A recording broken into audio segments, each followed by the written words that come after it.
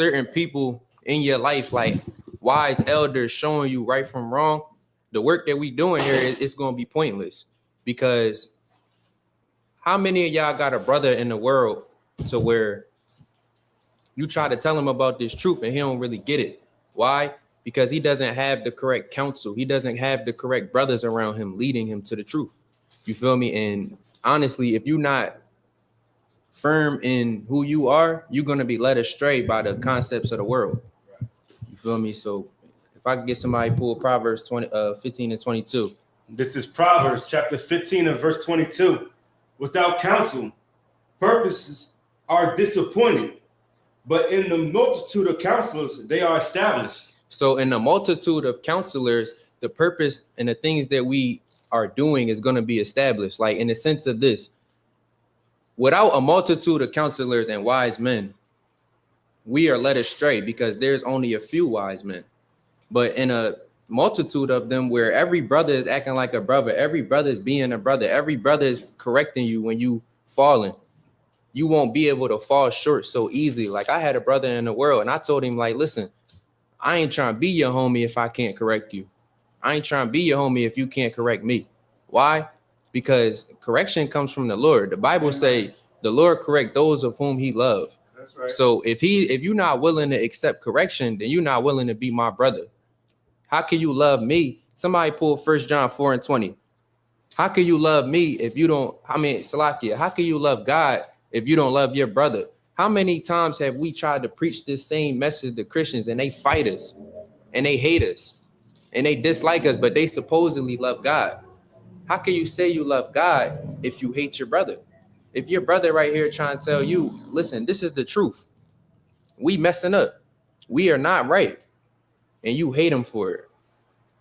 How can you say you love God? You ain't even never seen God.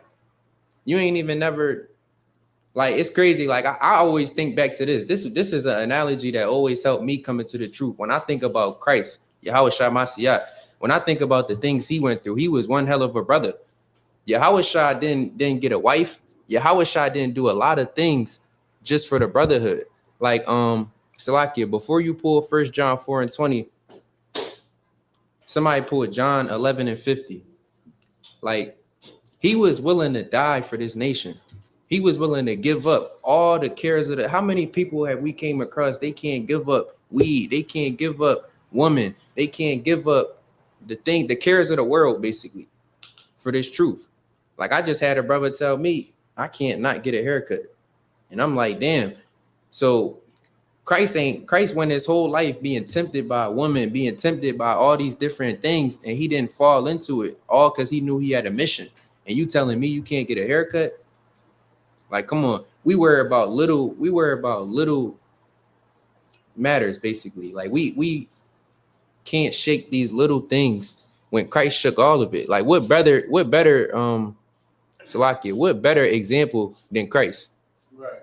You feel me? What better example than Christ? Because he was a man, a black man from the tribe of Judah who came here and did everything right. He came here and did everything perfect. You got that verse from me, Ak? This is John chapter 11, verse 50. Nor consider that it is expedient for us that one man should die for the people, and that the whole nation perish not. And that the whole nation perish not. That's what Yahweh Shai did. He came here and died for his people, for his nation. How many brothers we got out there in the world willing to lay their life down for a cause that's not really beneficial, for a gang, for a group, for a neighborhood crew?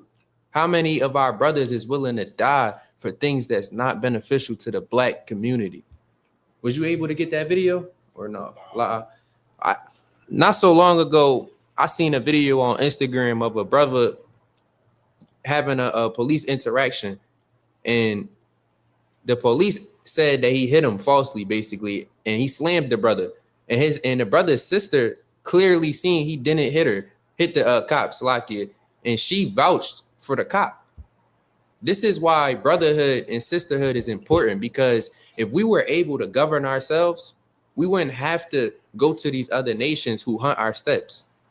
We wouldn't have to go to these other nations who have no love, no compassion, no empathy for us. We wouldn't have to do these things. Like Black Wall Street, that was brotherhood and sisterhood. Black Wall Street, when we stuck together, like give me Zephaniah 2:1. When we stuck together, we flourished. When we follow what the Lord told us to do, we flourish.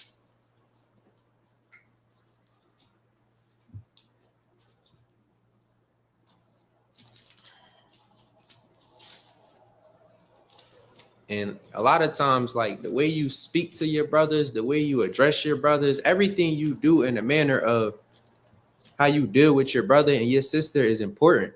That's Why? right. Like why? Because you can address your brother in a manner like let's say this. You see how I just gave that analogy of I don't want nobody to be my brother if you can't correct me. Like let's say you trying to correct me, it's a manner that you do that, and we're gonna learn about that tonight. Like let's say it's me and my brother, and he feel as though I did something that wasn't really like right. What should he do? Anybody?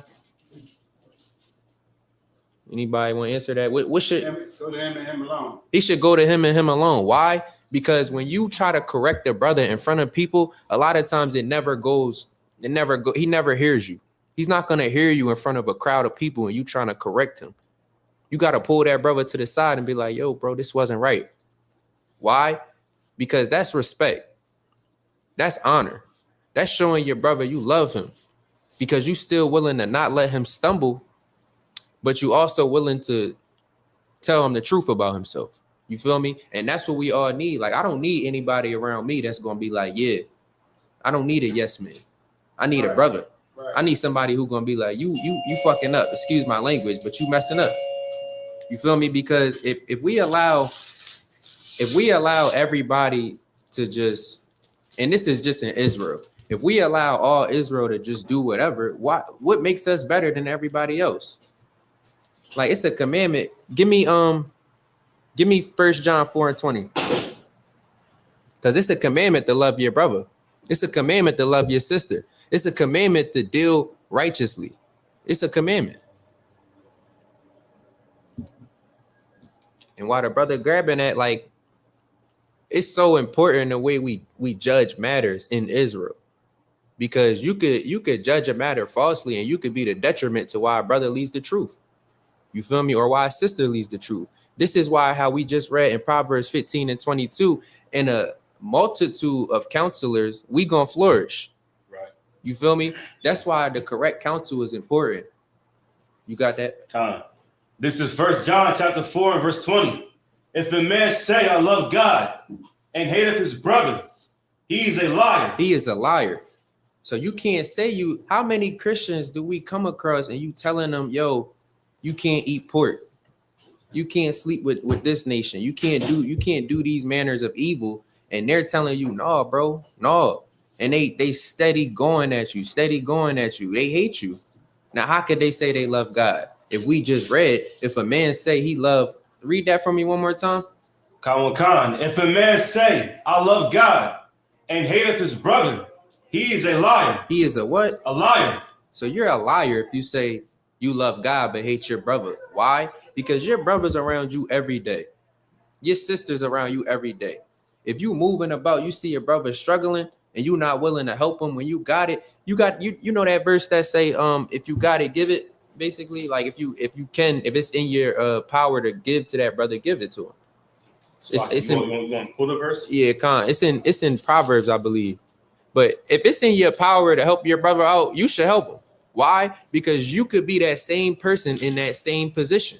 You could be that brother one day that fell on hard times. You could be that brother that fell on troubling manners or matters, Salaki. You could be that same brother in that same position. Everybody like to look at the things they have and think that, oh, nah, I can't lose it. But no, tomorrow not promised to any of us. And that's another thing.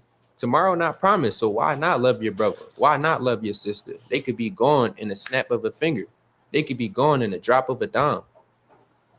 You feel me? So while the brother's pulling that verse, I'm gonna pull Proverbs 18 and 19. So like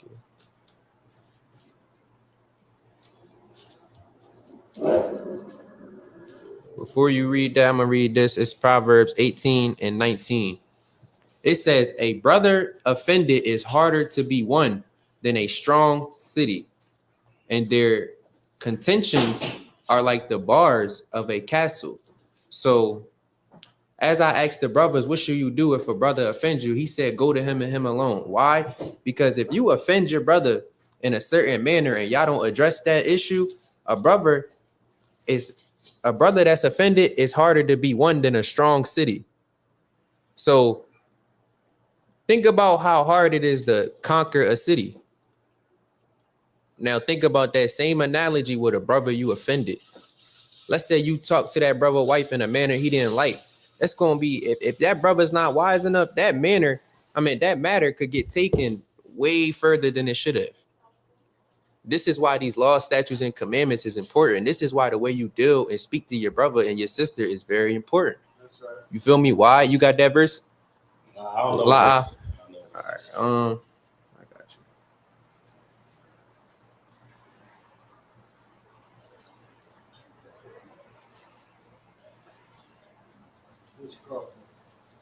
The verse that said, if it's in your power to give, basically. Like if it's in your if you got it, don't hold it back, like to the needy, basically. But if you could pull Proverbs 18 and 24 for me, that'd be too up. Cause I got some homies who still in the world. I got some brothers who in here in the truth. And truthfully speaking, there's gonna be people who God puts in your life to where they're gonna be closer than your actual intermediate family. Like Proverbs 18 and 24. You got that? Khan. It's the book of Proverbs, chapter 18 and 24. A man that has friends must show himself friendly. And there is a friend that sticketh closer than a brother. So there's a friend that sticketh closer than a brother. Why is it saying that? Just as I just said, there's going to be people in this world and you're going to be like, damn, you is more thorough than my brother, my blood brother. You love me more than, because it's strangers out there. And I'm not talking about the other nations. I'm talking about blacks, Hispanics, and natives. It's people out there that you don't know who will love you more than your intermediate family. That's why Christ said, whoever does the will of the Father is your brother. Whoever does the will of the Most High is your sister. Whoever does the will of the Most High is your family. Because these people who you once did not know, and y'all come together like Zephaniah 2:1 says to do, y'all going to become made brothers and sisters. And that bond is going to be a bond that can't be broke. You feel me? Because brotherhood and sisterhood is a weapon. Without it, we fail. Without it, we fall. Without it, we crumble. If I could get you to pull Matthew 5 and 22.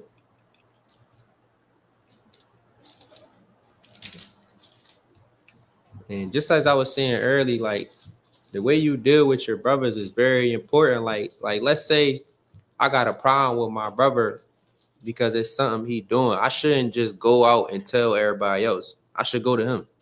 Because what's the word they call that? Me gossiping about it, it's not gonna help anything. It's not gonna help me, it's not gonna help him. And that's gonna allow Satan to use that. That's gonna allow Satan to tempt me, to tempt him, and to make a situation more than what it has to be. Rather than me just going to the brother and telling him, yo, bro, I ain't like how you did that. I ain't like how you made this decision. You got that verse for me? This is Matthew chapter 5 and 22. But I say unto you that whosoever is angry with his brother without a cause shall be in danger of the judgment. Right. And whosoever shall say to his brother, Raka, shall be in danger of the council. But whosoever shall say, thou fool, shall be in danger of hellfire. Exactly. So if you angry with your brother without cause, you're in danger. Why? Or if a sister's angry with another sister without cause, she's in danger. Why? Because it's a commandment to love your brother, to love your sister. So if you just hating your brother and sister, if you envious of your brother and sister for what they have, for what they doing, the important thing in the sense of not being envious of your brothers or your sisters is because you could have the same things if you work for it. You can have the same love that the Father has to offer if you work for it. So it's no reason for you to hate your brother or your sister without cause, because that causes strife, that causes issue, that causes commotion, that causes confusion. Right. So the importance of, let me pull this next verse.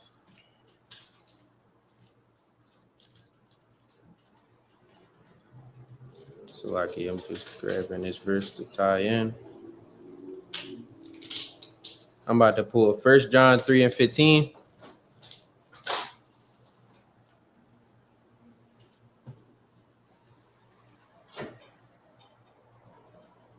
All right, I'm gonna read verse 14. We know that we have passed from death unto life. And if you don't know what that means that we was once dead to the Lord and now we're came to life in front of the Lord. It says, because we love the brother, he that loveth not his brother abideth in death. Why? Because it's a commandment to love your brother, love your sister. Now, the very next verse, it says, whosoever hateth his brother is a murderer. Why is it calling you a murderer if you hate your brother? Because if you hate your brother, you hate yourself. If you hate your brother, you hate Christ. If you hate your brother, you hate God. So you're a murderer. And you're willing to do anything. Like it's brothers out here who is selling they own family members the same drugs that they watch they mothers or they fathers grow up on. Exactly. You feel me? So it's brothers out here and sisters out here that's going through manners of evil. Like let's look at the cartel per se.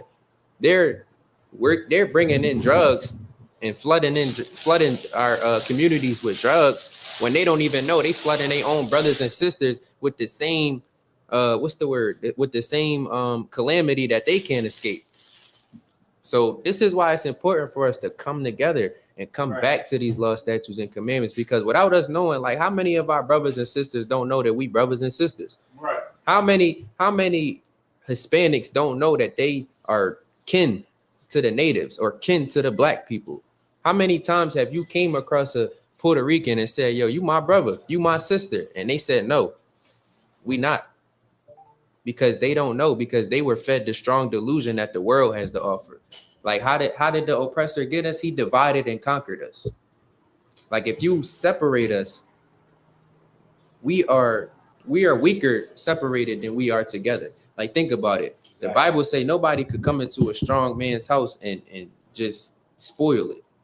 Why? Because a strong man has brotherhood. A strong man has the commandments. A strong man knows that, okay, if I don't got it over here, I could lean on my brother. Like, you have to be a shoulder to the brothers and sisters in the truth who don't have it. You have to be a shoulder to your brother and sister that may be going through something that you went through. That's why we just read in Proverbs 15 and 22, a multitude of counselors is important. We need more brothers and sisters acting like brothers and sisters. Why? Because we don't get to see that a lot. We don't get to see brothers loving brothers, sisters loving sisters. Right. Like, in a community where everybody is out for themselves, we fail. Like, look at us and look at the state of living we are in today. We are in a dust state of living. We are in a low state of living. Why? Because we don't love our brothers. We don't love our sisters. We'll see a sister walking up the street. You won't even say hello. You'll see a brother walking up the street. You won't even say, what's up, bro? How you doing? You won't even ask a brother about his day. You feel me? But when it comes to the oppressor, you love the oppressor. You love going to work. Like, how many sisters will do whatever they boss say to do, but when they come home to their husband, it's a little bit tricky. It's a little bit defiant. Exactly. You feel me? I understand. And that's not really love. You feel me? You love your oppressors. You feel me? This is why the Bible say, envy not thy oppressor and choose none of his ways. We have chosen the oppressor's ways. The oppressor don't love his brother. Think about Esau's army. The oppressor, like, and that's what I think about a lot, Esau's army, because it's a lot of our brothers and sisters going into Esau's army. And guess what? They are going to death. They are getting led to death, just like a sheep.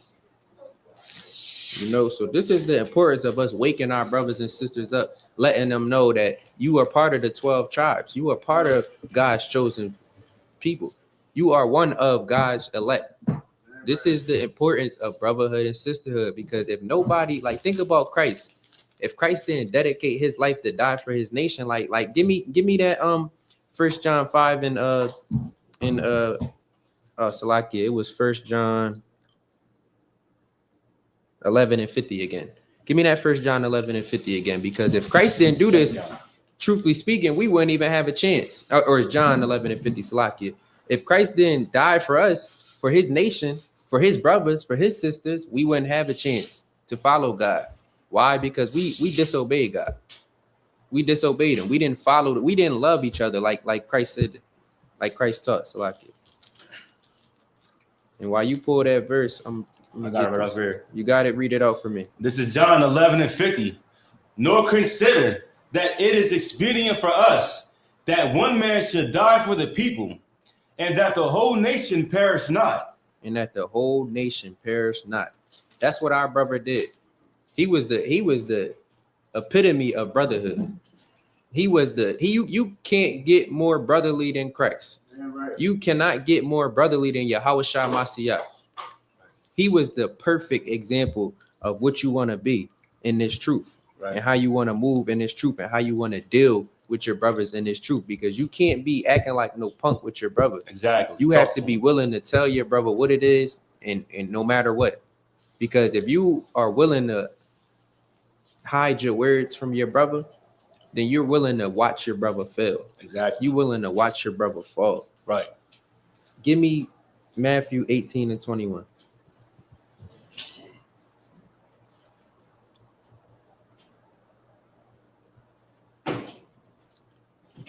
So this is what we about to read. Peter was asking, how many times shall I forgive my brother? And before we read this verse, how many times have y'all made a mistake? How many times have y'all done something to where it was like, damn, I ain't even mean to do. I could have offended a brother. I ain't even know it. How many times?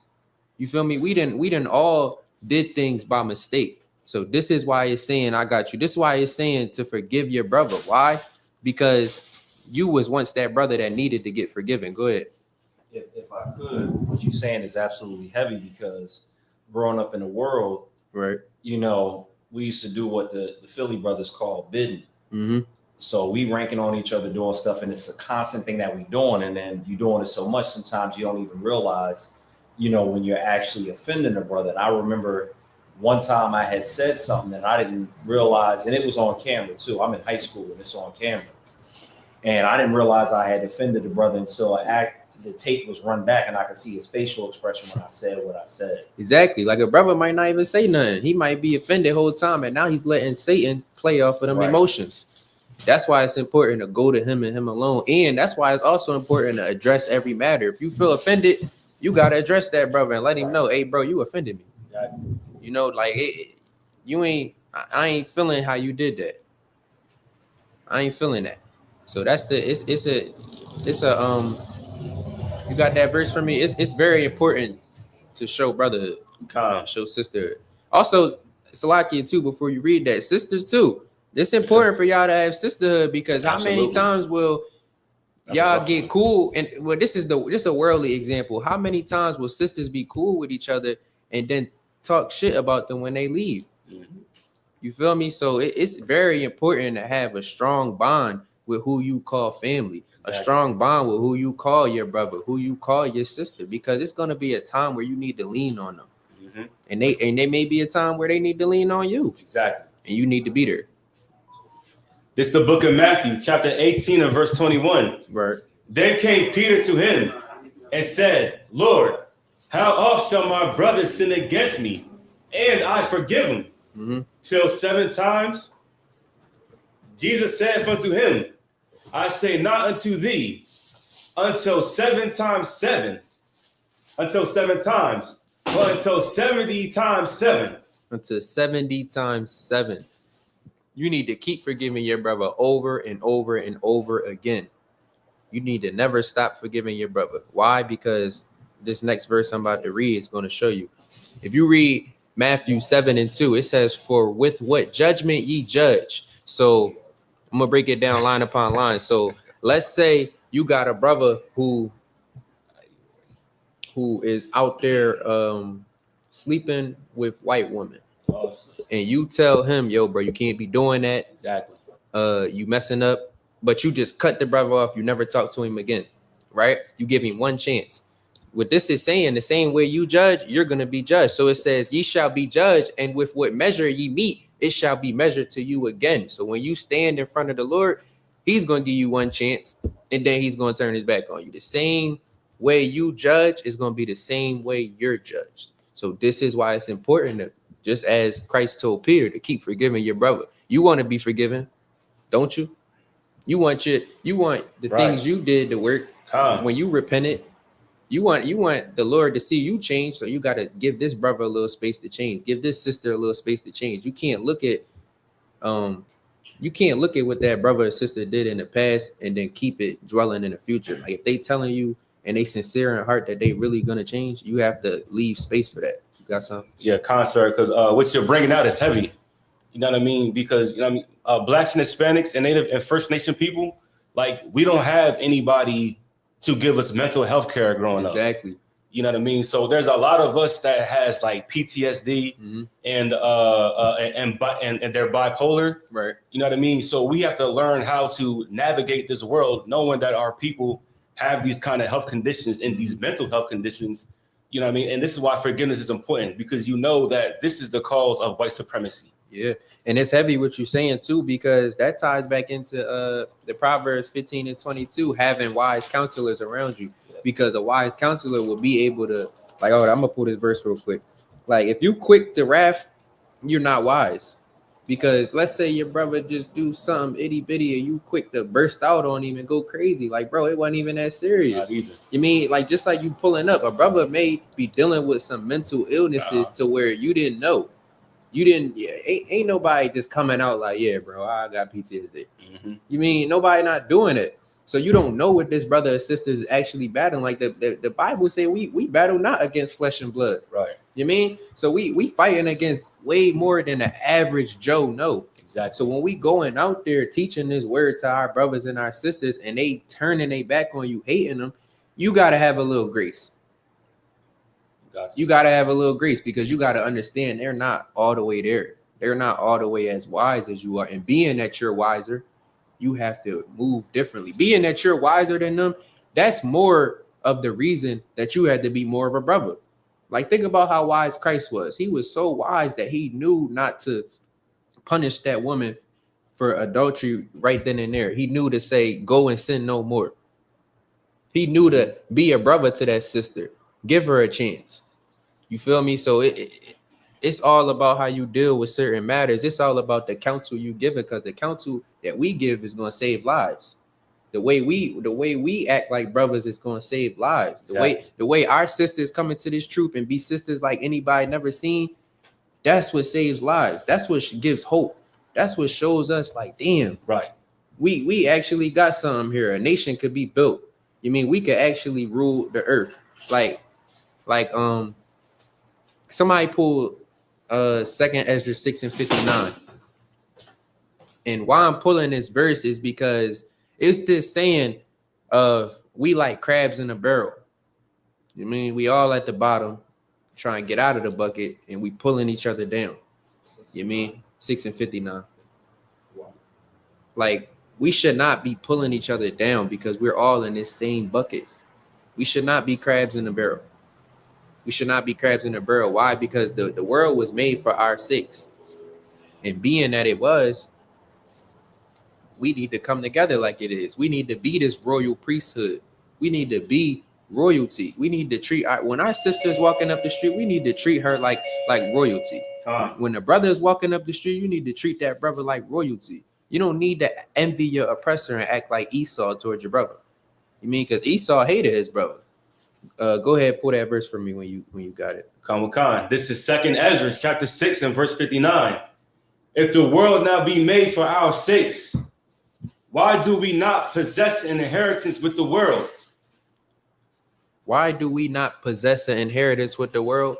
Because we'd rather act like crabs in a barrel. We'd rather pull each other down rather than lift each other up. Now, let me show you when we did what Zephaniah 2 and 1 says to do, which is gather ourselves and be brothers. Guess what? We had Black Wall Street.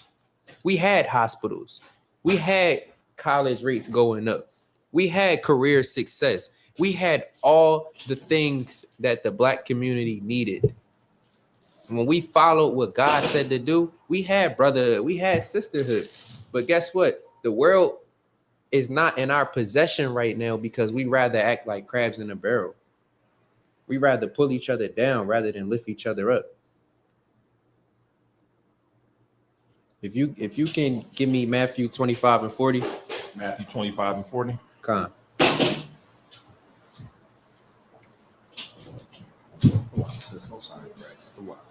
And then Matthew 25 and 40. and 40. Before you read that though, if I could get one of y'all to pull Obadiah 1 and 10. This is gonna, because I had somebody ask me, so is it fair that God took Esau's birthright from him? And I'm like, Esau sold his birthright. Exactly. He didn't care about his brothers. Esau ain't care about his nation. You mean? And a lot of times we act like Esau. Like when you see black on black crime, we're acting like Esau. Exactly. When you see a black man willing to have an opposition, when that is another black man, you hate yourself.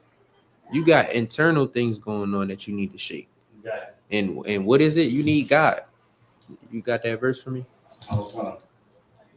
Obadiah. Yeah. And before you read that, Carl, you could pull the verse I asked you to pull. The book of Matthew, chapter 25 and verse 40. And the king shall answer and say unto them, verily I say unto you, inasmuch as ye have done it unto one of the least of my brethren, ye have done it unto me. So what Christ is saying is, let's say you walking down the street and you see a homeless brother, he a brother, and you walk right past him, you know he needs some food, you did that to Christ. That's what Christ is saying right here. He's saying if you walk, it's a lot of young dudes out here whose brothers and sisters, and they live for crime.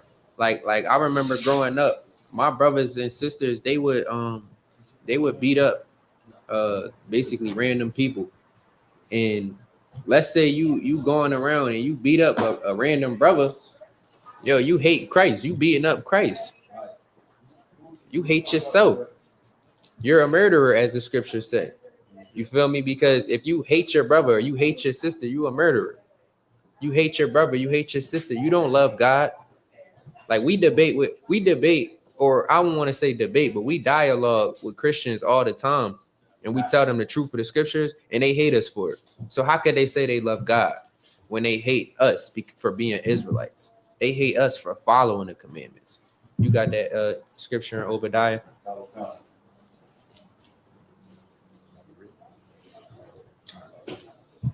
This is Obadiah chapter 1 and verse 10. For thy violence against thy brother Jacob, shame shall cover thee, and thou shalt be cut off forever. So for Esau being Esau, hating us for no reason, no apparent reason. Like as we see it in the scripture, if you hate your brother for no reason, you're a murderer. Why? Because you're willing to do anything to your brother if you don't love him. Exactly. You're willing to meet any measure needed. Like you ever see your brother a hustler in the world, and if it ain't about that money, he don't care. Exactly. He'll do anything for that money. He'll slime his own mother out for that money. You get it? You feel me? So this is why it's saying that, like, if you willing to worry about yourself more than your brother, like you need to be selfless when you come into the truth. You need to be so brotherly, so sisterly that you know, okay, if I don't do this, this may cost this brother or sister their life. That's the kind of attitude and spirit you want to have when you come into the truth. Keep reading on. Verse 11. In that day, thou shalt stoodest on the other side, in the day that the strangers carried away captive his forces, and foreigners entered into his gates, and cast lots upon Jerusalem. Even thou was as one of them. You good? Keep going. But thou shouldest not have looked on the day of thy brother in the day that he became a stranger. Neither shouldest thou have rejoiced over the children of Judah in the day of their destruction. Neither shouldest thou have spoken proudly in the day of distress. Exactly. Like Esau spoke proudly in our day of distress. They was proud to see us in this lowest state. This is the spirit you don't want to have. This is the spirit that you don't want to obtain. Like, listen, if you ever get it in your mind to where you feel as though it's some kind of strife between you and a brother, you want to go to that brother and address it, because you don't want to let it linger. You don't want to let it stay up in here in your head, because if you do, Satan gonna play off of it and he gonna use it, and then you're gonna find yourself doing some unbrotherly things. You're gonna find yourself back in the world. You're gonna find yourself losing, on the verge of death. If I could get this is the spirit you want to have. If I could get Matthew, Salaki, if I could get John 15 and 13, this is the spirit you want to keep when you in the truth, or even if you a brother striving to be in the truth. This is the spirit you want to have when you address a brother. Like I had a circumstance not so long ago with some brothers, and we in a group chat, and a brother aired the other brother dirty laundry all out in front of the group chat. Like you ain't supposed to do that.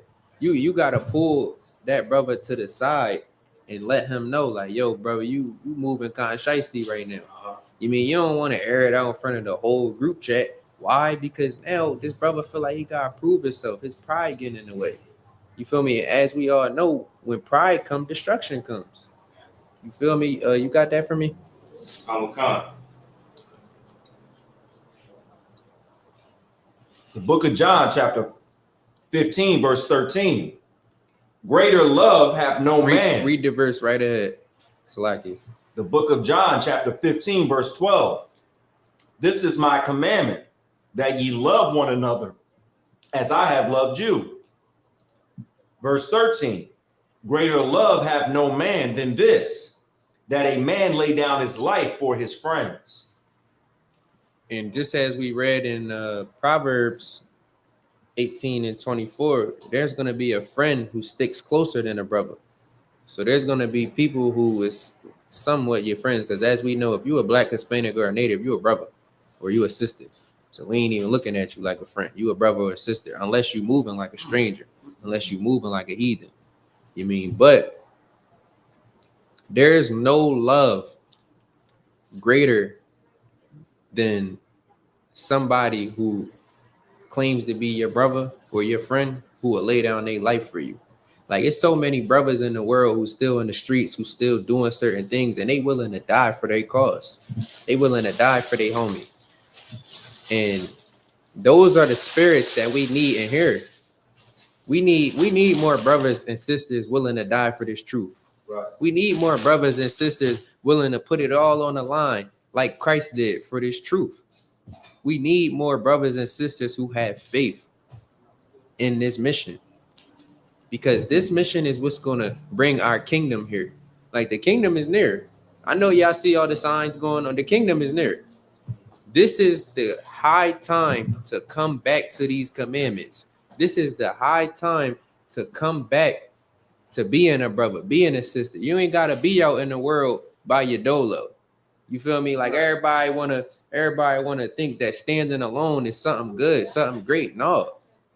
Like, God didn't make any individual lights. He made Israelites. He didn't make any individual lights. He made us together. Zephaniah 2:1 says, gather yourselves. He ain't tell us to just stick alone, rock out by your dolo, you gonna be good. Nah, he ain't say that. He said, come together with your brother. Two is better than one. Who got that scripture say you can't warm yourself by yourself? You need companionship. You need brothers. You need sisters. You need unity. Because with unity comes strength. With strength, I'm not even talking about strength in numbers. I'm just talking about strength being together. Because just a few of us could overtake a nation. Just a few of us sticking together. Like, yo, black people is so ignorant that we don't even know that we are the biggest consumers in America. If we all come together for one day and stop supporting this delusion, we would collapse the economy. But instead, we rather TikTok. Instead, we rather dance. Instead, we rather play into Esau's hands and play into Esau's dreams and follow what Esau got in store for us. You know, it's all about what team you're willing to play on. Me, I'm willing to play on the Lord's team. Me, I'm willing to do what the Lord need me to do. I'm willing to be a brother at all costs. If a brother need me, I'm there at his disposal. Why? Because we brothers. That's what a brother do. That's what a sister do. That's what unity, that's what a family does. No matter how much you don't like the things that they may be doing all the time, you still gonna rock out for them because that's your family. And just as we know, Christ said, whoever doing the will of the Father is your family. So if you doing the will of the Father, I'll do anything for you. Come on. You got that? You got that verse? I kind of listen. Do what? It's Ecclesiastes 4:11. The book of Ecclesiastes, chapter 4, verse 11. Again, if two lie together, then they have heat. But how can one be warm alone? How can read that last verse again? Again, if two lie together, then they have heat. But how can one be warm alone? How can one be warm alone? How can you warm yourself up alone? You got a question? Khan, no, I got a statement because what you bringing out is extremely heavy. The verse that you brought out, these two verses, like it's heavy because you brought out the verse about one who would lay down his life for his brother. There's no greater love, and then this verse, right? And then now you have people in the world that keep putting that message out. I don't know if you've ever seen it. It says something to the effect of it be your own people, yeah. Or you can't trust people. Mm-hmm. When really you can just vet your friends. Yeah. Really, what's happening is there's people who are being friends to people that are not, being friends back. You're their friend, but they're not your friend. Yeah. And that's what I'm saying. That's a dangerous game to play. Why? Because I had when I first came out here, I had my first best friend. He hated me for the things I had. You mean like he came to me one time and was like, "You got a mom?" I'm like, "You got a mom? Your mom in the house just like my mom in the house." Right. You mean? But it was because he seen my manner of life. You mean? And he envied it rather than just being like, "Damn, bro, that's what's up." Rather than just being a brother. You mean? That's why what you saying is heavy because you have to vet your friends. You can't just credit somebody being a friend. It's a very you can pull that for me. Don't credit a friend being a friend. Right, I got you. If he ain't a friend. You mean because you could credit somebody who's envious of you, and then you could find yourself in some situations that's not beneficial to you or him, because now he may be feeling like he got to do something to you because he ain't have. You mean when that's not a brother, that's not the spirit you want to have. That's the spirit of Esau. Because as we just seen, Esau was happy in our distress. Esau was happy when we was falling down. Esau was happy when we had blood pouring out of us. They wasn't even satisfied with that. Right. So, and if I could, something just came to mind. Mm-hmm. There's people in this world that I know personally that have put their life on the line for friends, mm-hmm. and then now after putting their life on the line, that person that actually risked their life was about to be unalive for their friend because their friend got them into something stupid. That person just doesn't even talk to them anymore. And that's crazy because they never really were that much of a friend in the first place. And I be feeling like that's how we be doing Christ. Like, what about like let's say your homie, let's say y'all both doing crime together, and your homie, y'all both get caught, right? And your homie take the rap, and the death penalty on the line. The death penalty on the line, like in certain states, certain crimes you do, it's no exceptions. So let's say we both do a crime together, me and Christ like, nah, bro, you got this is just an analogy here. This is like a worldly analogy, but let's say he like, you got ball dreams. You good at basketball. Nah, I'm gonna take the rap. And the death penalty on the line. And you just watched your brother take the death penalty for you.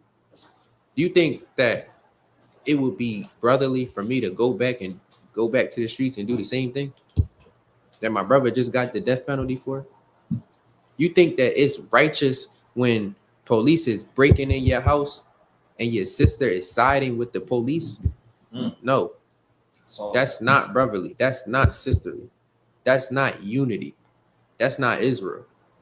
That's why we need to come back to these laws, statutes, and commandments. That's why we need to come back to the Lord's ways. We need to love each other like ourselves. We need to love one another. You got something? Yeah, it's like it's funny that you say that. When I was growing up, you know what I mean, our family was so distant from each other. Mm-hmm. You know what I mean? My own sister called the cops on me and had me arrested. This lets you know. And that's crazy. Like, it's like, yo, it's no manner of like, it's no way I will ever get that mad at my brother or sister that I'm gonna call Esau. Right. That I'm gonna call Esau, because that could have been your life. If Esau came in that crib and you was acting the wrong way, that could have cost you your life. Exactly. And your sister would have been scarred for life, rather than just talking to you like a sister.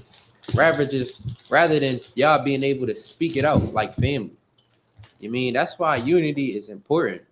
That's why brotherhood and sisterhood. That's why when we out here every Tuesday teaching these brotherhood and sisterhood classes, it is not for no reason. We trying to give you good counsel so that we could build our nation. We trying to do the things that the Lord has ordained for us to do. You mean, we trying to come back to the Lord's ways, because without them, we them crabs in a barrel. Without them, we pulling each other down instead of lifting each other up. Like second Ezra 6:59, they say, if the world was made for us, why don't we inherit it? Why? Because we're crabs in a barrel. We pulling each other down when we need to be picking each other up like Black Wall Street. You got that verse I asked for? It's Ecclesiasticus chapter 6 and verse 7. If thou wouldest get a friend, prove him first. Prove him first. If you go get you a friend, prove him. You got to put him through the ringer. You got to put him through the test. You got to go through it with him. You got to go through that iron furnace with your brother, because it's going to be a time where if he's not really your brother, that's going to show. If she's not really your sister, that's going to show. Just like I was saying earlier with the sisters, when you dealing with another sister and y'all have relations, everything doesn't have to get put on the table. Everything's not for everybody. Like, can one of y'all pull that verse that says for your wife not to fall into the conversation of wives? Because it's a lot of unwise counsel that you can get, and that's not brotherly. That's not sisterly. Like, how many times I'll give you a great analogy. How many times have you been treating your wife wonderful? You doing the right thing, and she knows she got a good man at home, but she get around these hood rats. She get around these worldly females, and they saying, yo, my man ain't shit. And now they thinking, Salakia, they think they man ain't anything. And now they're thinking that they got a man who ain't anything. You mean, that's why attending to wise counsels is important. That's why having brothers around you who gonna be like, yo, you know what? Nah, bro, that ain't P. That's not player. That's not how things supposed to go. You mean, it's some sisters that'll stick up and be like, nah, that ain't me. That ain't my situation at home. You need to do this. You need to do that. You need to get into the ISUPK, because that's where some real brothers is at. So it's sisters out there that will say that. It's sisters out there that will show you that sisterhood and give you guidance. But it's also sisters out there that will misguide you. You know, and that's why it's important the way we as brothers and sisters guide each other, and the way we approach each other, the way we talk to each other. Because just like as the brother was pulling earlier, you never know what a brother or a sister going through. They may have some mental illnesses or some mental issues that they dealing with that you didn't know about, that you need to be aware of. That's called being considerate. Like, if we could all be considerate of one another, we would really flourish. You mean, rather than just being like, nah, he ain't like me. You mean, you got to know who you laboring with. You got to know who you around. You got to prove your friend. You got to prove your brother, prove your sister. You mean, if they willing to stump, listen, I just told my mans, like, listen, if you not willing to get correction from me, we don't need to be friends. We don't need to be homies. Because I don't need no yes men around me. I need you to be able to tell me I'm wrong, and I need to be able to tell you wrong. Why? So we could grow together and not just be stagnant. Right. Anybody got that verse? So, like you said, the counsel of the unwise. I said the conversation of wives. Conversation of wives. Yeah, it's in Salaki. you got it. This is the book of First Peter, chapter 3, verse 1. Likewise, wives, be in subjection to your own husbands, that if any obey not the word, they also may without the word be won by the conversation of wives. Exactly. So without this correct counsel, without the wise counsels, you'll see that we could be led astray. So without brotherhood, without sisterhood, without the correct people around you, you are who you around. You ever see that picture of that rotten apple around the fresh apples and it spoiled the rest of them? You are who you around. I mean, if you chilling around spoiled people, you chilling around worldly people, you're gonna wind up making a worldly decision. But if you chilling around brothers and sisters in the ISUPK, they're gonna force you to be great. Why? Because what's being great? Pull Matthew 5 and 19 for me. What's being great according to the Lord? We know it's doing and teaching the commandments. So the brothers in here, the sisters in here, they're not gonna let you do some worldly stuff. They're not gonna allow you. They're not gonna give you worldly counsel. They're gonna give you wise counsel. They're gonna tell you, yo, look, I know that you want to do this, but that's not wise. That's not smart. That's not the best thing for you. That's not gonna get you in the kingdom. They're gonna give you wise counsel if they really love you. Because think about it like this, and if you wise enough, you'll take it. Because nobody has to tell you anything. If they going out their way to tell you the truth, that means they love you. Just like I was reading about in 1 John 4 and 20, we go out every day and teach this word to our Christian brothers and sisters who's lost, and they hate us for it, but say they love God. But as we know, the scriptures say, how could you say you love God but hate your brother?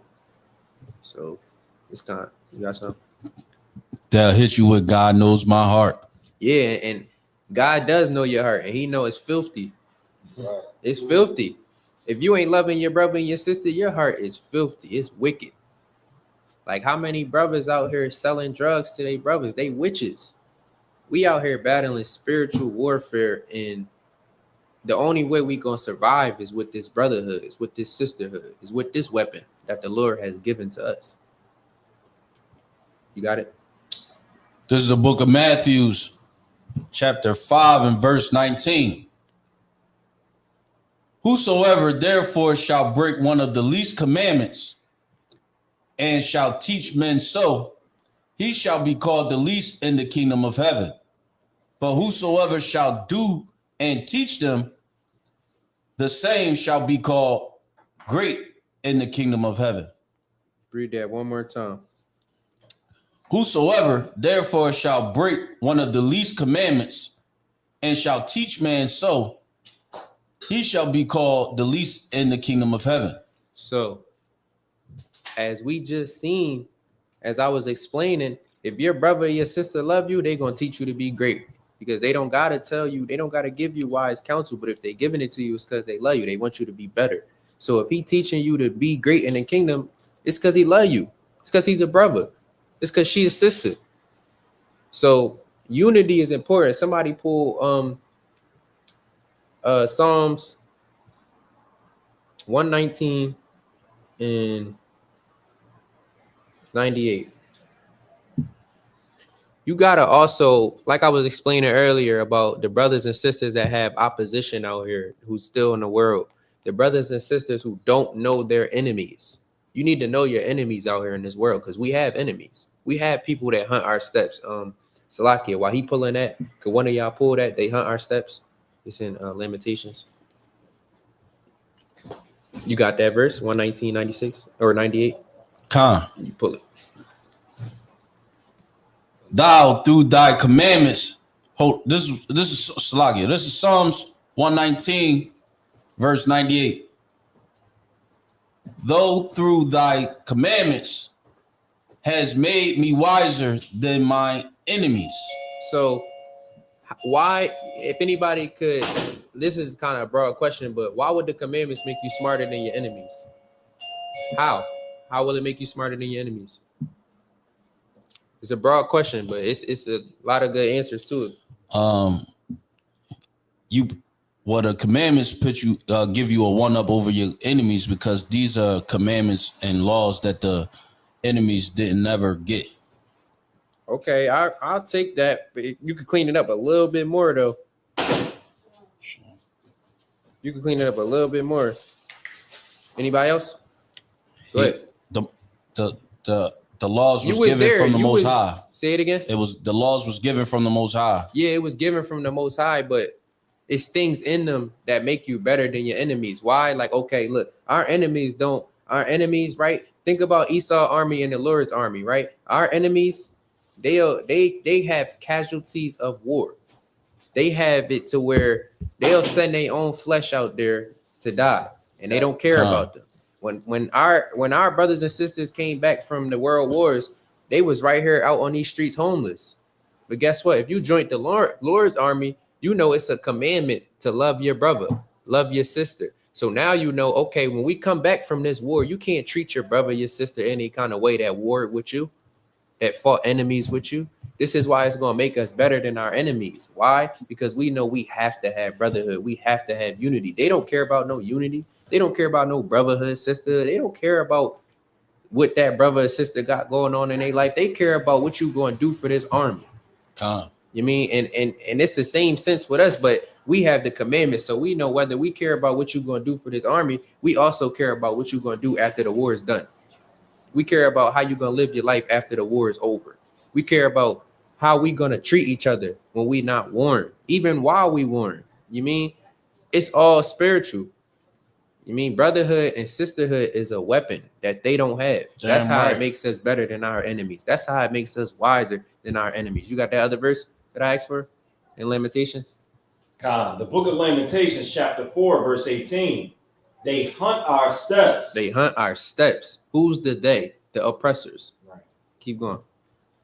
That we cannot go in our streets. Our end is near. Our days are fulfilled. For our end is come.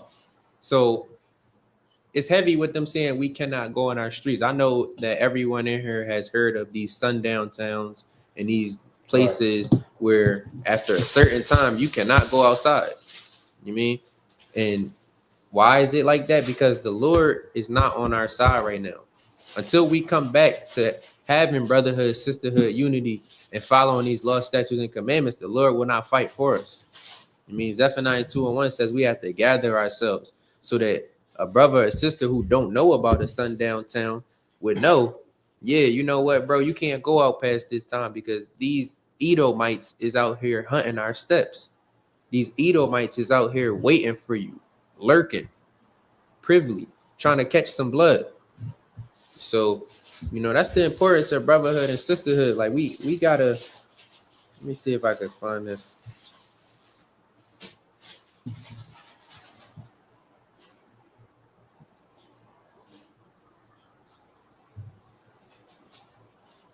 I don't want that.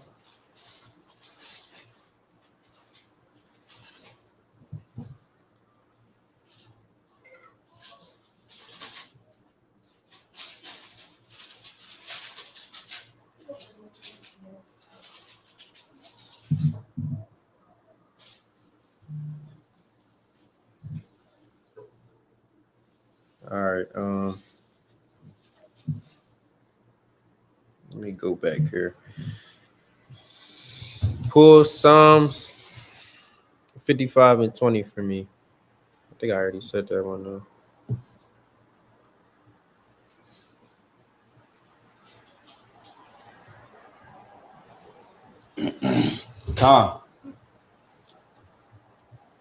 This is the book of Psalms 55, chapter 20.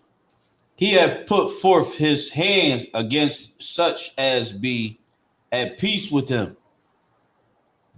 He hath broken his covenant. So let's say a brother coming to you and to you alone trying to resolve a matter. So he's coming to you in peace. And you basically angry with him. How have you broken the covenant? Because if you angry with your brother without cause, we know that's against the commandments. We know that that's against God. We know that's against the rules that the Lord have ordained for us.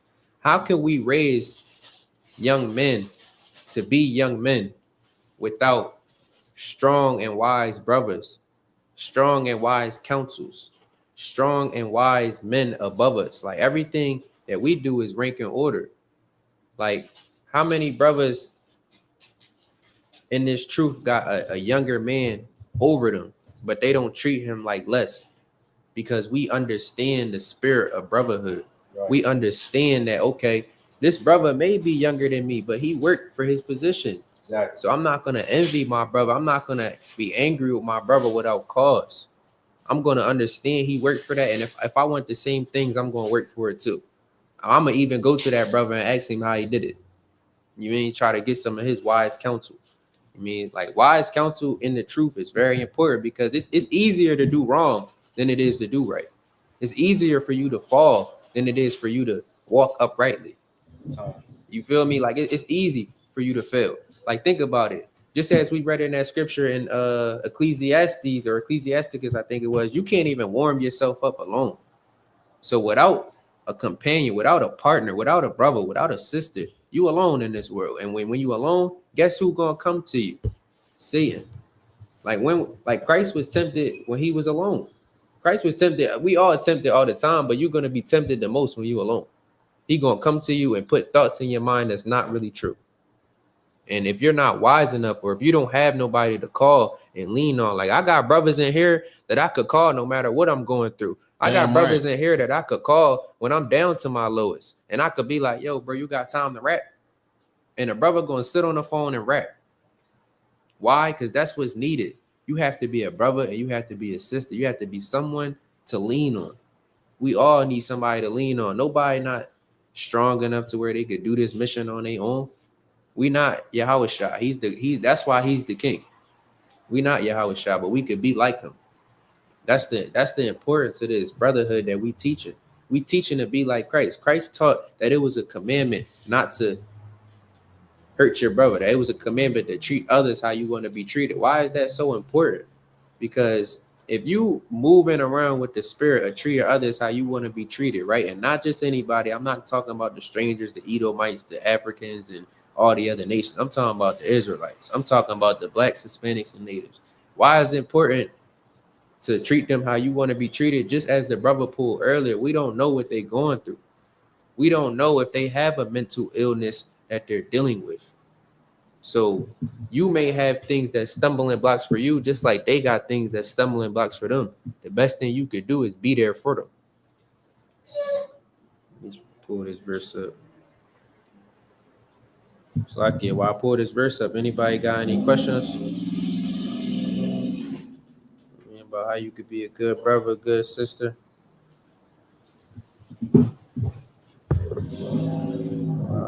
What verse you asked for? No, I'm pulling a verse up right now. I ain't asked for a verse yet. All right, give me Psalm 78 and 5. And then somebody else pull Luke 16 and 31. We'll pull the Luke 16 and 31 verse first, though.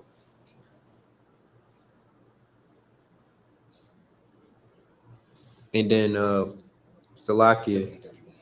One other person pulled Revelations 22 and 14.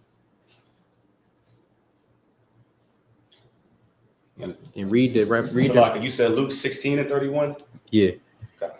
And read the Revelations 22 and 14 first.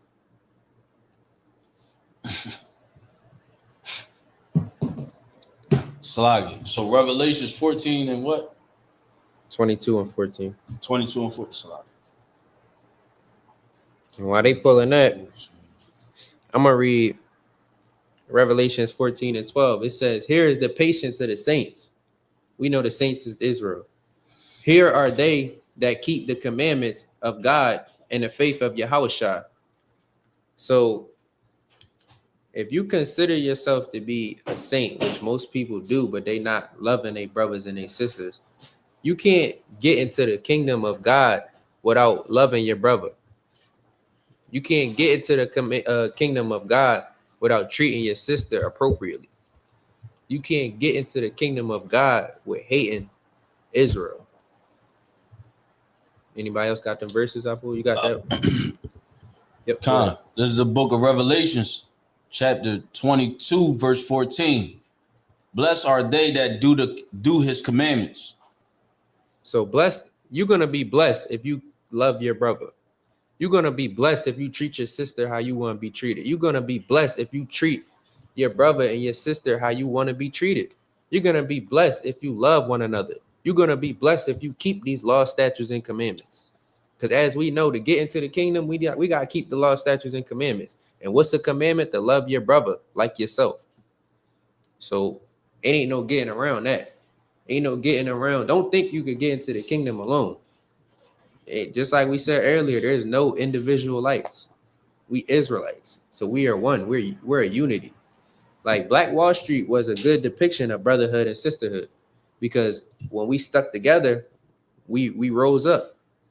But when we broke apart and we started to think one knew better than the other, we fell.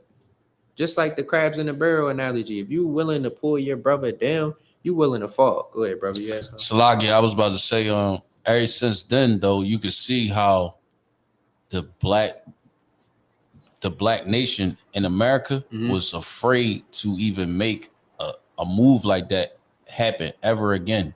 We never made nothing like that happen ever again. It's nothing in history that can top that today. Yeah, I mean, that's because they hunting our steps. I mean, that's because the black community is scared to be pro-black. I mean, you hear anything pro-black and everybody like, it's a problem. It's a problem for us to love our nation. But any other nation, when the Chinese man is keeping his funds in the Chinese community, it's not an issue. But when a black man wants to only support black businesses, it's an issue.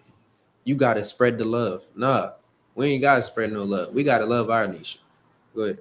Salakia, I was going to say today I witnessed Moab working with the Issacharites. Issacharites, Salakia, Khan. And it was like Issachar was doing the work. Yeah. Moab was just monitoring. And then you had a couple of them that was trying to learn the trade. But I could see that Moab was really learning from Issachar. Like before the Moabite got up on the ladder, he's sitting there watching. He's watching the brother do what he do, and I'm like, well, that's crazy because, I mean, you'll see the Mormons work together, right? You know, it's all Mormons. You see the Jews work together, it's all Jews. That was the first time I seen two nations differ from each other work together, but it's the oppressor oppressing the brother right there on the field. Like it's not hidden, like, you know, corporate. He's over top, he's the boss, he's giving out the orders, giving out the work, and he's sending the workers out to work. No, he right there in the field with Issachar. Yeah, and that's the importance of brother, because you know your brother, he might get out there and struggle with you. You mean, but an enemy, you mean another nation, they'll allow you to struggle and they'll watch. You mean, pull Ecclesiasticus 12:10.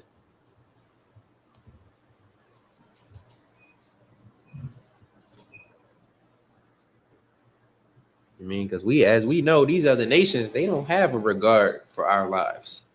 And they never did. Ain't nothing new under the sun. So they ain't never have a regard for Israel. They ain't never have a regard for blacks, Hispanics, and natives. They'll see a black, Hispanic, and native and let them struggle. You mean why? Because they not us. They know we not the same nation. When you got that, you could read it out. Ecclesiasticus 12:10. There's the book of Ecclesiasticus, chapter 12, verse 10. You could read down to 16. Never trust thine enemy, For like an iron rusteth, so does his wickedness. Though he humble himself and go crouching, yet take good heed and beware of him. So you got to take good heed of your enemies. Why? Because they're not your brothers. Like when you're dealing with your brother, I'm not saying to not be wise in the way you deal with your brother. But what I'm saying is a brother, if he's truly your brother, he's going to be a brother. And he's not going to lead you into, he's not going to have to talk sweetly to you to get what he needs done. He can ask you as a brother. You mean, but an enemy, an oppressor, he'll lie to you to get what he wants. An enemy or oppressor will oppress you just to get what they need done. They don't have no regard for your life. An enemy or an oppressor will tell you, yeah, you know, we all just as the brother was pulling, we all workers, but the brother's the only one working. The Issacharite, the only one really putting the pain in. While the enemy, the Edom, the Moabite is just watching. You mean, so it ain't your enemies is not your brothers, and that's why it's important for Israel to understand who their enemies are, because we do have enemies, which is the nations who are around us. Keep reading that verse, or you could just skip down to 16 and read 16 for me. Khan. An enemy speaketh sweetly with his lips. An enemy speaks sweetly with his lips. He'll tell you anything you want to hear. Keep going. But in his heart he imagineth how to throw thee into a pit. As you see, in his heart is evil. In his heart is wickedness. In his heart, he want to see you die. Just like the explanation I pulled up with the dude who I thought was my friend, who I didn't prove yet. He wanted to see me hurt, and I wanted to see him flourish. So you got to prove your friends. You got to understand who you around, because it's people that do envy you and you don't even know. It's people that want to see you fail. It's people that don't want to see you doing well. It's people that don't love you like the Most High knows that your brother or your sister loves you. Like, it's like when we see, like, this is going to be my first Passover. So when I see brothers and sisters coming together, that's going to be glorious to me, because I haven't anywhere in the world got to see anything like that. Blacks, Hispanics, and natives gathered like Zephaniah 2:1. I have never got to see that. So that's going to be a glorious event for me. Right. So when I see the Lord's work being done, I'm happy. I love being around these brothers and sisters. I love teaching the word of God. I love being in here every second. Why? Because this is a spirit and a brotherhood. This is a community that I was never given before. This is a community that I was never shown. This is a lifestyle that I was never, what's the word I'm looking for? This is a lifestyle I was never basically approached with. You mean the lifestyle I was approached with was every man for themselves, survive. You know what I'm saying? And now I know I'm surviving for more than one. Like, pull that verse that says, be a father to the fatherless. You mean you need to be a father to the fatherless. You need to be a brother to the brotherless. You need to be a sister to the sisterless. You need to be a family to the ones who really don't have family. And I'm not talking about the other nations, the heathens. I'm talking about to your kin, your brothers, your sister. If you're a black man, Hispanic man, native man, you need to be a father to the fatherless. You need to be a mother to the motherless. You need to be unity. You need to be one. It takes a nation. It takes a It takes a village to raise a child. I'm saying, so Damn right. So it ain't like it's one person's job to make sure we do right. No, I mean, it takes all of us. When you got that verse, you can read it out. Khan, this is Ecclesiastes chapter 4 and verse 10. Be as a father unto the fatherless, and instead of a husband unto their mother, so shalt thou be as the son of the Most High. Word. And he shall love thee more than thy mother doeth. So if you willing to do the work of the Most High, he gonna love you more than your mother. How many times have we heard ain't a love like a mother's love? How many times have we heard that? Now to hear that the Lord gonna love us more than our mother, come on. It can't get no better than that. And all you gotta do is show brotherhood, show sisterhood. Come on, it can't get better than that. To know that the Lord on your side because you're on your brother's side. To know the Lord is on your side because you know you looking out for your sister. You mean like me? I was told, I ain't even really had to get told this, but if anything happened to my little sister, I was gone. You mean? So it's a lot of things that's already on your heart to do if you a man of the Lord. Like, and if you a man of the Lord gonna seek out, he gonna seek you and he gonna get you. Like, pull that verse that say, "My children hear my voice." I mean, if you really meant to come into these doors and be a brother, Salakia, one of y'all pull that, and then one of y'all pull Ecclesiasticus 2 and 5. I think it is, where it say, "Ready yourself if you come to serve the Lord." So if you consider yourself a brother or a sister in the ISUPK, you need to ready yourself, because you're gonna be tempted with all manner of situations, and you're gonna need to know how to deal with it. You're gonna need to know how to be still a brother, still be a sister, and still hold your integrity. Call them verses out and read it when you got them for me. This is Salagia. This is the book of John, chapter 10, verse 27. My sheep hear my voice, and I know them. So the Lord said, "My sheep hear my voice." So if you meant to come in here and be a brother, the Lord already know you. If you meant to come in here and be a sister, the Lord already know you. If you meant to follow the Lord's commandments, he already knows you. But if you consider yourself one of those sheep, give me that verse in Ecclesiasticus I asked for. Oh, so yeah. You said prepare yourself when you come to serve the Lord, right? Okay. The book of Ecclesiastes, chapter 2, verse 1. My son, if thou come to serve the Lord, prepare thy soul for temptation. Temptation.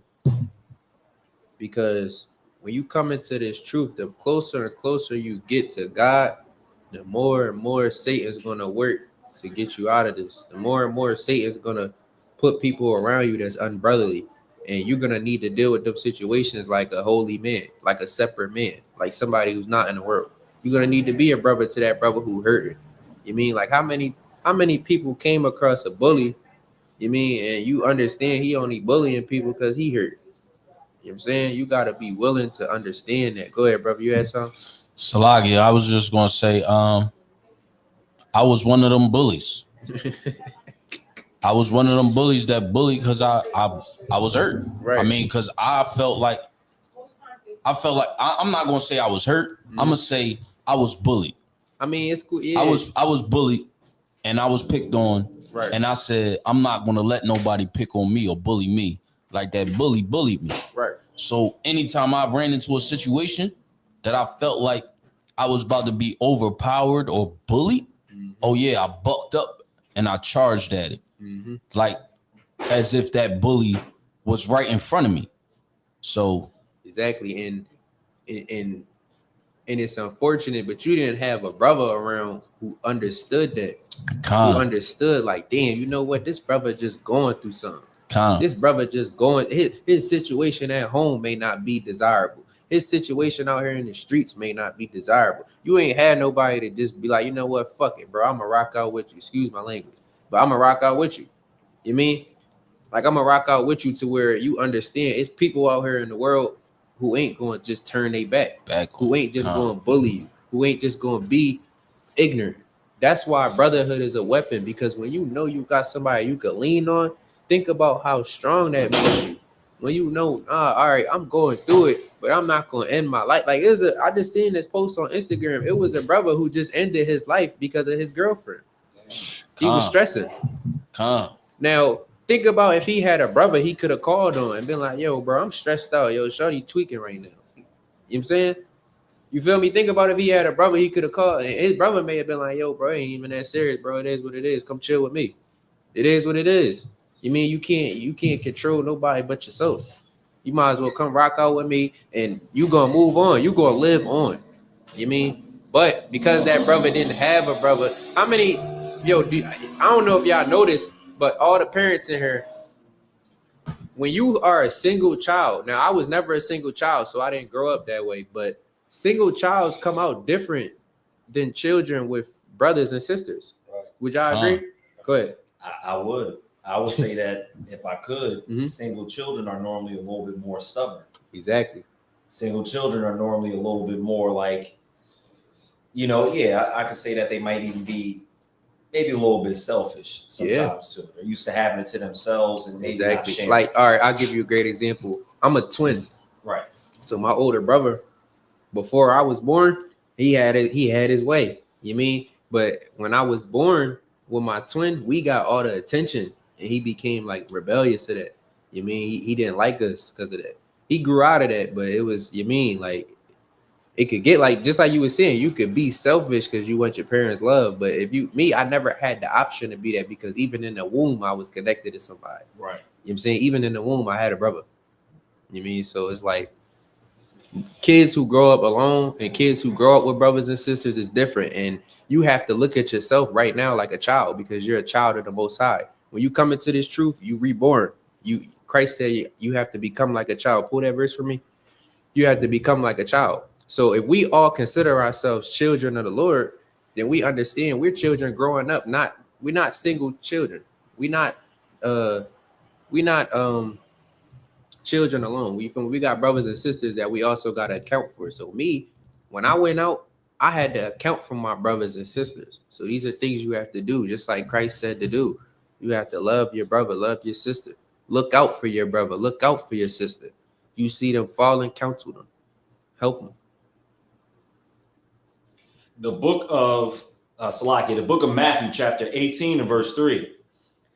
And said, verily, I say unto you, except ye be converted and become as little children, ye shall not enter into the kingdom of heaven. So you can't enter into the kingdom of heaven till you change your mind, till you become like a child, till you understand that everything you learned in the world is crap. Everything you learned in the world is no wisdom. It's not wise at all. But when you come into this truth and say, okay, even if this brother is doing something I don't like, he's still my brother. Even if this sister is doing something that I don't agree with, she's still my sister. So we got to work through it, because we can't just not rock with each other. We got to work through it. So this is the message that Christ had for us. So this is the message that we have to uphold, and we have to keep teaching to our little ones. Like, it's a verse in the Bible that say, raise a child up in the way he should go. You feel me? And he will not divert from that. Go ahead. Salakia. And what you just saying that Salakia, as far as the message, we killed the messenger. Yeah. We killed the messenger. Exactly. Because we didn't like the message. We didn't want to stand for the message that he was bringing to us. So we killed him for it. Yeah, and that's like the craziest thing. And Christians believe that we just don't gotta do nothing now, we could get saved. Like, that's crazy. Like, we done did a lot, and the Bible say we done did worse than our fathers. You mean, it said we done did worse than our fathers. That's 1 Kings 8:47. We done did worse than our fathers, and we just expect not to have to do anything to get in the kingdom. No, we gotta love our brother and love our sister and keep these commandments. That's how we gonna get in this kingdom. That's how. Think about this. What if the sky cracked today, and Christ said, "Yo, you get Philadelphia, you get Jersey, you get Maryland. Are you gonna be able to rule justly?" Like who got the story of when let me see if I can find it. Of when I think it was Solomon, when he was about to split the baby in half. I got you. You got that story?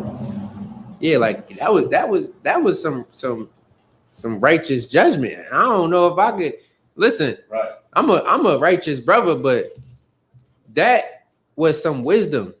Like, I wouldn't have thought about that. I wouldn't have thought to say, okay, it's two sisters, right? They both got babies. One die and switch it out.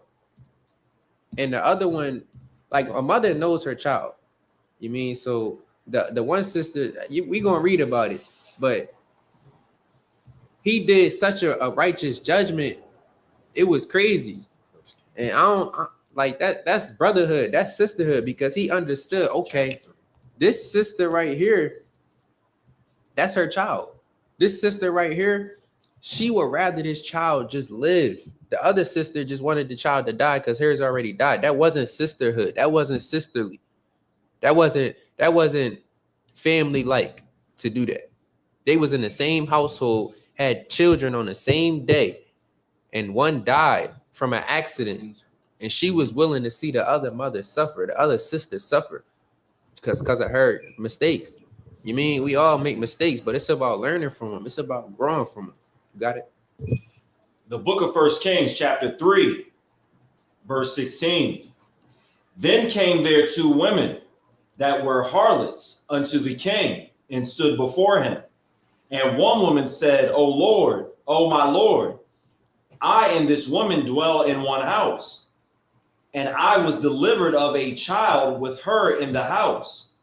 And it came to pass the 3rd day after that I was delivered, that this woman was delivered also, and we were together.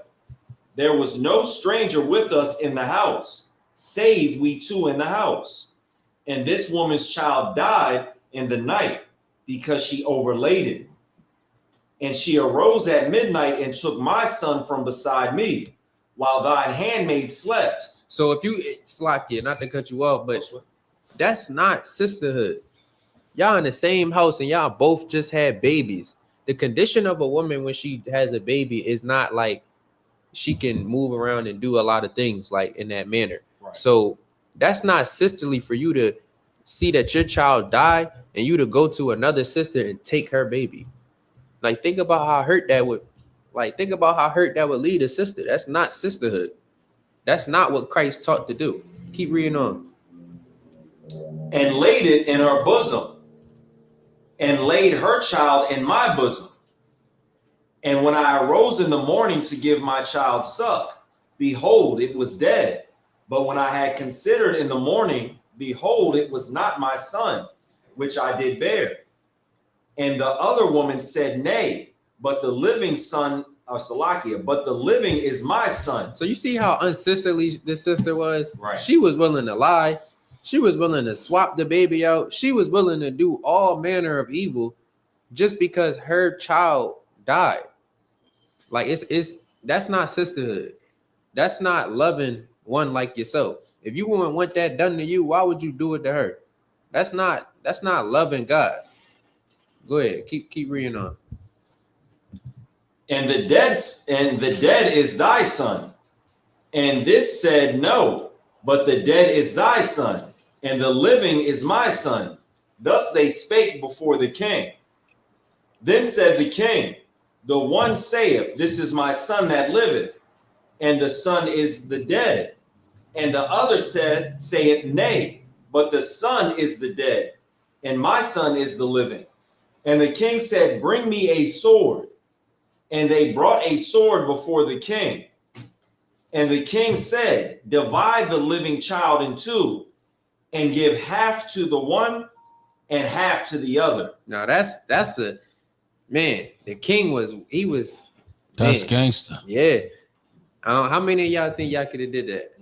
Never. You think you could have did that, Mataj Yalla? Nah, and I don't think I could have did that. But that was wise. Keep reading on. We can already see what happened. Then spake the woman whose the living child was unto the king, for her bowels yearned upon her son. And she said, O my Lord, give her the living child, and in no wise slay it. But the other said, Let it be neither mine nor thine, but divide it. See, the other was not a sister at all. She didn't even care if the little baby lived or not. Right. That is not sisterhood. She said, cut him. Mine, she had it in her mind that a selfish spirit. Right. She had it in her mind a selfish mentality because she thought, okay, since mine is already going, hers need to be going too. That's not loving one like another. That's not loving your neighbor. That's not, and as we all know, your neighbor is your brother or your sister, somebody who is part of the 12 tribes of Israel. That's right. So if you don't love your brother or your sister, you don't love God. So that sister, she didn't love God. Now let's read on and see what happened. Then the king answered and said, Give her the living child, and in no wise slave. She is the mother thereof. See, and the king was a brother, so he understood a mother's love for her child is very strong. Just as we read in the previous verses when it said the Lord gonna love you more than your mother, because as we know, the love of it's no love like the love of a mother. Right. So the mother knew her child as soon as he came out the womb. They're immediately connected. Salaki, they're immediately connected. So her knowing that, okay, this still gotta be my child. She just wanted the child to live, but the other, she wanted him to die. And the counsel of the king allowed that baby to come back to his mother, because he understood that, okay, a real mother ain't going a real mother, not, it don't matter if that's my baby or not. You don't want to see a baby die. Right. You feel me? So it's like he was a brother. That was a righteous judgment. Like the Lord loves righteous judgment. The Lord says he loves a righteous scale, or a just scale, I think it is. It's in Proverbs. So like, let me see if I can pull it real quick.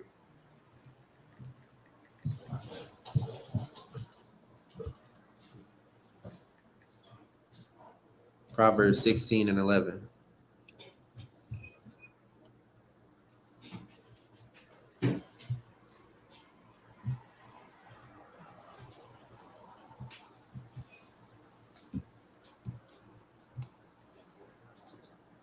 Yeah. Where you at?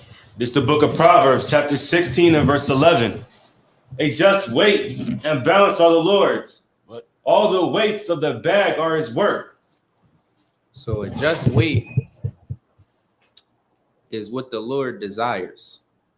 That judgment that the king just passed was just, because a child was able to return back to his mother, Right. rather than getting sliced into pieces as the other sister would have enjoyed. You feel me? So brotherhood and sisterhood is very important. The way you judge matters is very important. Like, as the Bible said, we have to prove all things. That's why that whole matter took place. We have to prove all things. Like, we can't just come to you and tell you, yeah, Christ was a brother. We got to show you. We can't just come to you and say that we, as Blacks, Hispanics, and Natives, are the only true children of the Lord. We have to show you. Because without these laws, statutes, and commandments, we wouldn't know to love each other. We wouldn't know to have brotherhood. We wouldn't know to have division. And we would be divided and conquered. We would be crabs in a barrel, as Esau would want us. But with this truth, with these laws, statutes, and commandments, we know to love each other and build with each other. So we're going to have the weapon that the Lord have ordained for us to have. And with that being said, I'm going to pass the class over to Priest and Officer Mataji Allah.